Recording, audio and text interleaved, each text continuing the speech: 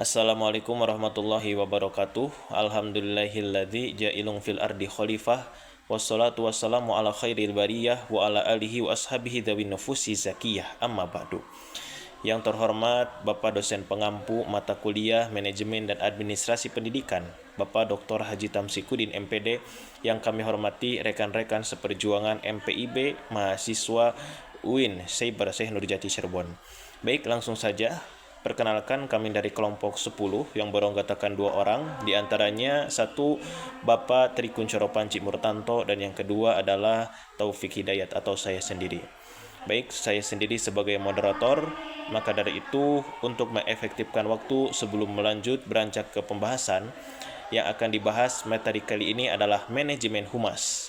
Maka dari itu, kita buka dengan bacaan basmalah bersama-sama. Bismillahirrahmanirrahim. Oke, langsung saja kita langsung ke pemateri yang pertama yang akan jelaskan oleh Bapak Tri Kuncoro Panji Murtanto. Kepadanya disilahkan. Latar belakang dari materi manajemen humas. Perkembangan dunia komunikasi yang semakin pesat telah membawa pengaruh signifikan terhadap cara organisasi berinteraksi dengan publiknya. Dalam konteks ini, hubungan masyarakat atau humas menjadi salah satu aspek penting yang menentukan keberhasilan organisasi dalam membangun citra, reputasi, serta kepercayaan dari masyarakat.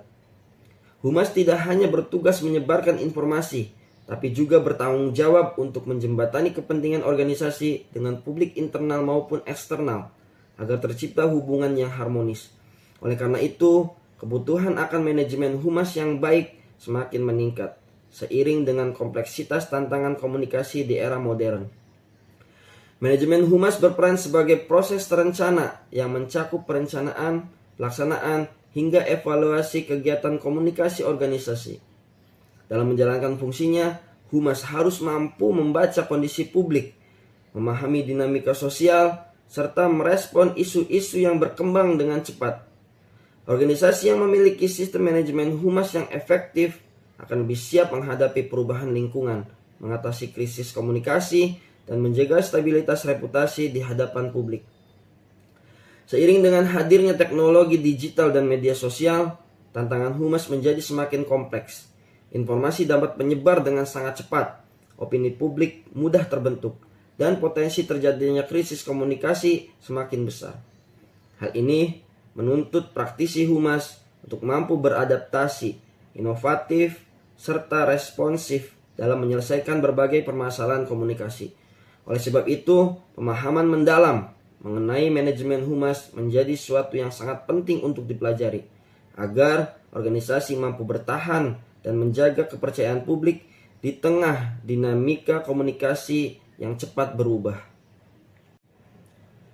Pengertian manajemen humas.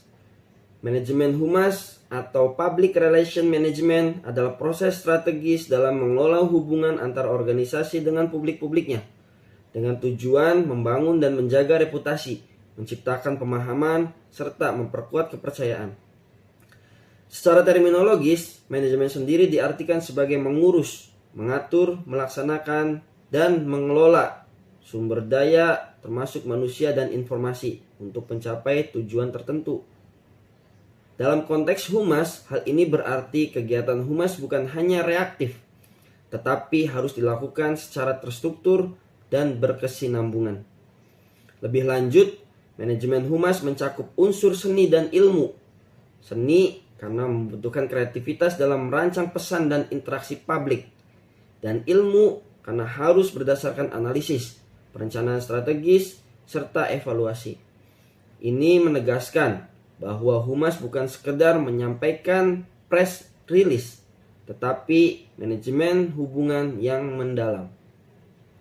Selain itu, peran manajemen humas dalam organisasi publik sangat krusial. Humas menjadi penghubung antar organisasi dengan masyarakat, media, pemangku kepentingan lain, serta menjadi saluran pengelolaan citra organisasi. Bila dikelola dengan baik, manajemen humas bisa meningkatkan legitimasi organisasi, kepercayaan publik, dan citra positif. Terakhir, dalam era digital, pengertian manajemen humas perlu diperluas. bukan hanya komunikasi tatap muka tradisional, tapi juga melibatkan manajemen komunikasi melalui media digital, analitik data publik, dan manajemen krisis daring.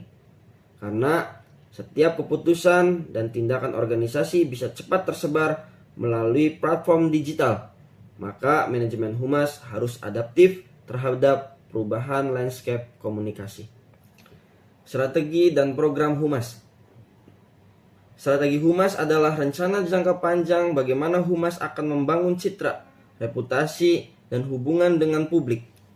Dalam era digital, strategi humas harus disesuaikan dengan media sosial, kanal digital, dan perilaku audiens yang berubah cepat.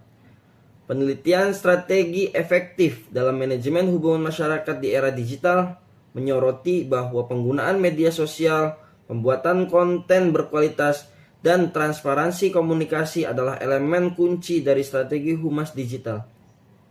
Sebagai bagian dari program humas, organisasi bisa merancang kampanye digital melalui berbagai platform seperti Instagram, Facebook, YouTube, dan website resmi.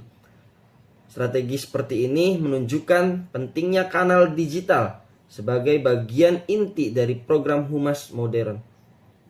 Ada juga strategi mix antara humas online dan offline atau yang sering kita sebut sebagai hybrid yang banyak dipakai dalam konteks pendidikan. Kemudian ada strategi administrasi humas yang juga perlu dirombak agar sejalan dengan digitalisasi. Dalam konteks sekolah, penelitian strategi administrasi humas berbasis digitalisasi di sekolah menyebut penggunaan website sekolah, media sosial, dan Google Maps sebagai bagian dari strategi administrasi humas digital. Program seperti ini membangun sekolah untuk berkomunikasi secara lebih efisien, profesional, dan responsif terhadap publik.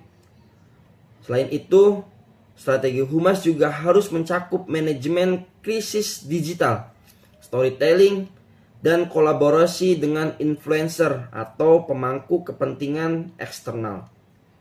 Dalam penelitian strategi public relation dalam mengoptimalkan pengaruh digital, ditemukan bahwa kolaborasi dengan influencer, penggunaan konten berbasis storytelling, dan multimedia menjadi taktik penting untuk meningkatkan pengaruh digital.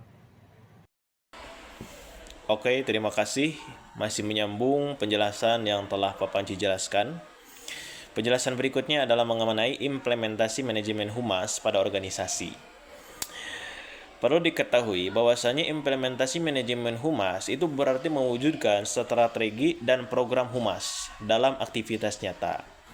Dalam organisasi pendidikan misalnya, ada contoh penelitian kasus di SMA Negeri 3 Kepihiang yang menjelaskan bagaimana manajemen humas dijalankan melalui tahap perencanaan, perorganisasian, pengarahan, dan pengawasan. Atau istilah yang sering kita dengar adalah planning, organizing, actuating, dan controlling. Dan semua itu semata-mata untuk membangun citra positif sebuah lembaga atau sekolah seperti itu. Dan langkah yang pertama dari yang telah kita paparkan adalah perencanaan atau planning. Planning meliputi identifikasi publik sasaran, misalnya siswa, orang tua, masyarakat. Dan semua itu pemilihan kanal komunikasi seperti media sosial, website, atau juga event seperti itu. Dan penyusunan pesan humas yang mendukung visi misi organisasi. Lalu setelah planning atau perencanaan, beranjaklah ke pengorganisasian atau organizing. Organizing ini dilakukan dengan menetapkan tim humas, menentukan anggaran, dan menetapkan tanggung jawab setiap anggota tim, seperti itu. Dan setelah organizing, beranjak pada tahap pengarahan atau actuating.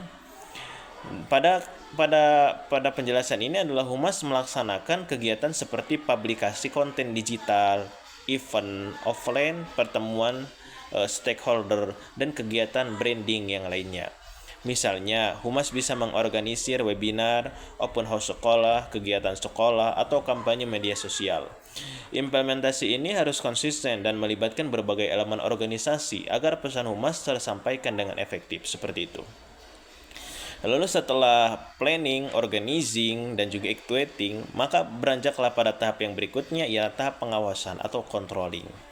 Tahap controlling ini juga sangat penting.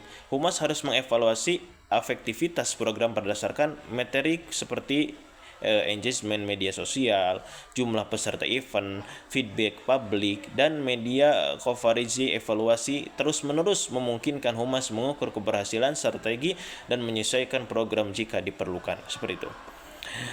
Maka di beberapa organisasi publik atau pemerintahan, manajemen humas juga dijalankan melalui kanal digital publik seperti itu. Contohnya apa? Contohnya Pemprov Jawa Timur menggunakan Instagram sebagai media sosial komunikasi resmi untuk menyebarkan informasi dan membangun pemerintahan seperti itu. Dan implementasi ini seperti memperlihatkan bahwa organisasi pemerintahan pun menerapkan manajemen humas digital sebagai bagian integral dari komunikasi publik modern seperti itu. Oke, next ke pembahasan berikutnya. Kali ini tentang tantangan humas di era digital. Oke. Tantangan utama humas di era digital adalah kebutuhan akan transparansi dan kecepatan. Publik mengharapkan respon cepat seperti itu, informasi jujur, dan kehadiran digital yang aktif. Jika humas terlambat dalam menanggapi isu tersebut, atau reputasi organisasi bisa cepat rusak di media sosial.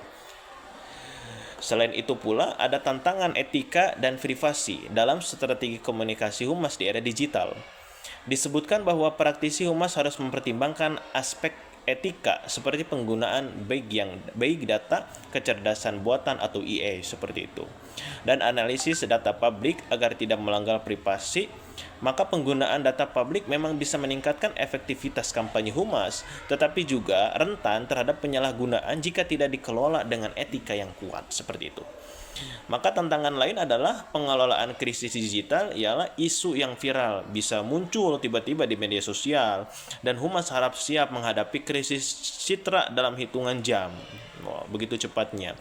Maka tanpa strategi krisis digital yang matang, organisasi bisa kehilangan kontrol atau narasi publik. Selain itu, komentator online, troll, bahkan disinformasi bisa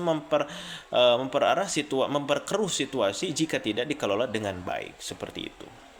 Maka sumber daya juga menjadi hambatan. Tidak semua organisasi memiliki tim humas yang kompeten dalam ranah digital, terutama di lembaga kecil atau institusi pendidikan. Bahkan jika ada, pelatihan dan anggaran untuk digital humas bisa terbatas. Penelitian tentang strategi komunikasi organisasi mahasiswa misalnya menunjukkan keterbatasan dalam evaluasi formal dan pelatihan digital bagi pengurus humas seperti itu. Maka terakhir, measuring aktivitas digital humas tidak selalu mudah. Meskipun metrik seperti likes, share, dan komentar itu tersedia, sulit untuk selalu mengaitkannya langsung dengan peningkatan reputasi terus jangka panjang seperti itu.